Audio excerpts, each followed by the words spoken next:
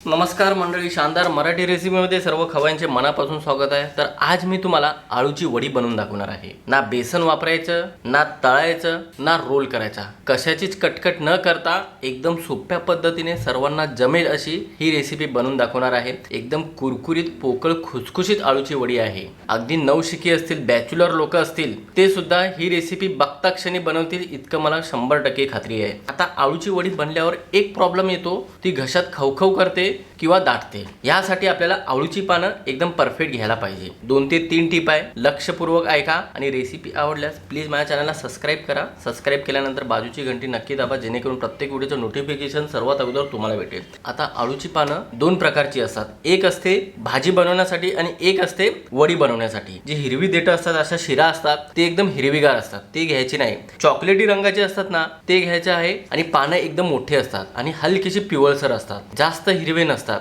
ही आहे आळूची वडी बनवण्यासाठी पानं। आता इथे मी 10 ते 15 पानं घेतलेली आहेत, पण सध्या कॅमेरा कॅप्चर करत नाही जास्त पानं, म्हणून तुम्हाला 4 ते 5च पानं दाखवलेली आहे। अगोदर काय करायचं, ह्याची देठं कापून घ्यायची। ही मोठी मोठी देठं आहेत ना, ती कापून घ्यायची आहेत।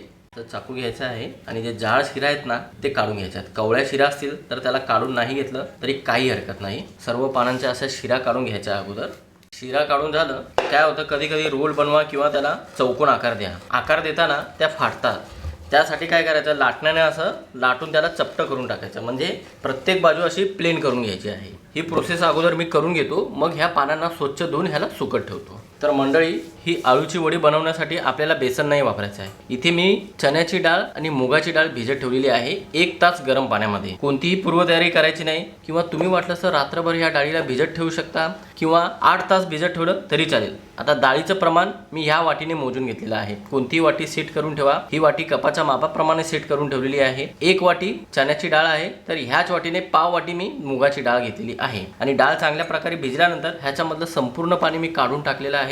आता काय करायचं, तर इथे मिक्सरचं भांडं घेतलेलं आहे आणि त्या मिक्सरच्या भांड्यामध्ये संपूर्ण डाळ आपल्याला काढून घ्यायची आहे। इथे पाण्याचा कमीत कमी वापर करायचा बरं का मंडळी, कमीत कमी पाण्याचा वापर करून आणि जितकी शक्य असेल तितकी आपल्याला ही डाळ बारीक वाटून घ्यायची आहे। समजा बारीक वाटली जात नसेल तर इथे तुम्ही पाण्याचा वापर करू शकता, ते पण जास्त पाणी नाही, अगोदर सांगत आहे, कारण की जितकी घट्ट ठेवणार तितकं स्ट्रेक्चर एकदम आळू वडीचा चांगला येणार। म्हणून वाटताना विशेष काळजी घ्या आणि एकदम गुळगुळीत वाटून घ्यायचे आहे। आता काय करायचं, ह्याच्यामध्ये पावडर मसाल्यांचा कमी वापर होतो। इथे आपल्याला काही मसाले वापरायचे आहेत, जेणेकरून आळू वडीची चव दुप्पट वाढेल। सर्वात अगोदर 1 चमचा जिरे टाकायचे आहेत, सोबतच 1.5 चमचा अख्खे धने टाकायचे आहेत चव चांगली येण्यासाठी। 8 ते 10 लसणाच्या पाकळ्या आहेत, 2 इंच आलं लहान तुकडे करून टाका, चांगलं वाटलं जाईल। आणि 4 हिरव्या मिरच्या आहेत, तिखट तुम्ही तुमच्या आवडीनुसार कमी जास्त करू शकता। आता याला शक्य असेल तितकं बारीक वाटून घेतो। वाटून घेतलेली डाळ संपूर्ण आपल्याला मोठ्याशा भांड्यामध्ये काढून घ्यायची आहे आणि याची कन्सिस्टन्सी पाहू शकता, अशी इतकी घट्ट ठेवलेली आहे।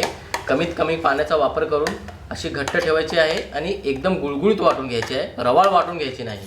आता आळूच्या वडीचा कुरकुरीतपणा वाढण्यासाठी इथे मी फक्त 2 चमचे तांदळाचं पीठ वापरत आहे। जास्तीत जास्त 3 चमचे तुम्ही तांदळाचं पीठ वापरू शकता।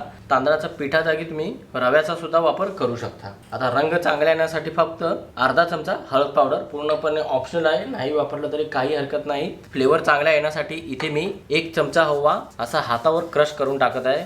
ओव्याचा फ्लेवर संपूर्ण आळू वडीमध्ये समोसासारखा यायला पाहिजे, म्हणून ओवा असा हाताने क्रश करून टाका। चवीनुसार मीठ टाकल्यावर या सर्व जिन्नसांना चांगल्या प्रकारे एकजीव करून घ्यायचा आहे। समजा डाळ वाटताना थोडंसं पातळ झालं असेल हे मिश्रण, तर ह्याच्यामध्ये तुम्ही रव्याचा वापर करू शकता आणि थोडंसं तांदळाचं पीठ वापरू शकता। त्याने काय होणार, एक्स्ट्रा पाणी शोषून घेणार रवा आणि डाळीचे पीठ। असं चांगल्या प्रकारे सर्व जिन्नस एकजीव करून घेतलं की 2 मिनिटापर्यंत या बॅटरला आपल्याला फेटून घ्यायचं आहे, जेणेकरून ह्याच्यामध्ये हवा भरली जाईल आणि आळूची वडी एकदम कुरकुरीत आणि पोकळ होणार, म्हणून फेटून घेणंही महत्त्वाचं आहे। तर मंडळी पाहू शकता, पिठाचा रंग थोडासा वेगळा झालेला आहे 2 मिनिटापर्यंत फेटून घेतल्यामुळे, आणि पिठामध्ये मस्त हवा भरली गेल्यामुळे पीठ एकदम हलकं फुल झालेलं आहे। असं पूर्णपणे पीठ तयार झालेलं आहे आणि पुन्हा एकदा कन्सिस्टन्सी पाहू शकता, पडतच नाही फेटणीमधून हे बॅटर। अशा पद्धतीची आपल्याला कन्सिस्टन्सी पाहिजे। आता आपल्याला पुढची तयारी फटाफट करायची आहे। तर मंडळी इथे मी स्टीमर घेतलेली आहे, स्टीमरला आतल्या बाजूने तेल लावून घ्यायचं आहे आणि मग आपल्याला असं उलट्या बाजूने हे आळूचं पान ठेवायचं आहे आणि एकदम पातळ थर लावायचा बरं का। जाड थर लावला तुम्ही पिठाचा तर काय होणार माहिती आहे काय, आळू वडी कुरकुरीत नाही होणार। पातळ थर लावलं की कुरकुरीत होणार आणि स्ट्रक्चर सुद्धा एकदम चांगला येणार। अगोदर पानाला संपूर्ण आपल्याला पीठ लावून घ्यायचं आहे असं आळूवडीला संपूर्ण आपल्याला पीठ लावून घेतलं की असं आता इथून दुमडून घ्यायचं आहे. असं दुमडून घेऊन इथून वरतून पण थोडंसं पीठ लावून घ्या, म्हणजे एकमेकांना पानं चांगल्या प्रकारे चिटकायला पाहिजे. आता इथून सुद्धा असं दुमडून घ्यायचं आहे आणि वरतून असं पीठ लावायचं आहे. असं खालतून सुद्धा असं पीठ लावा, पानं बरोबर चिटकायला पाहिजे. ह्याची लेअर असं मोकळी व्हायला नाही पाहिजे. असा बरोबर चौकोन आकार झालेला आहे. आता विरुद्ध दिशेला आपल्याला पान ठेवायचं आहे. अगोदर मी पान असं ठेवलं होतं, आता असं ठेवायचं आहे. विरुद्ध दिशेला पान ठेवायचं आहे, म्हणजे घडी एकदम परफेक्ट पडली जाते. आता पुन्हा आपल्याला वरतून पीठ लावायचं आहे. जितक्याही पानाचा थर तुम्हाला बनवायचा आहे तितक्या पानाचा थर तुम्ही बनवू शकता.